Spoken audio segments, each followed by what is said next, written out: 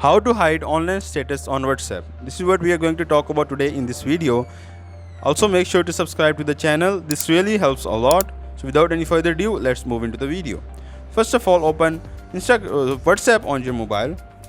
As you open WhatsApp on your mobile, go to the status option that is located up above. As you go to the status option, click on these three dots that are located on the upper corner. As you click on these three dots, there will be an option of status privacy. So click on status privacy. As you have clicked on status privacy, there will be some options of my contacts, my contacts, accept, and only share with.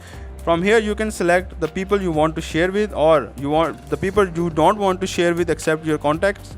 So here you can select and hide your online status on WhatsApp. This is all from the video. Make sure to subscribe to the channel. If you have any question, put it down in the comment section, and also please make sure to like the video. Thanks.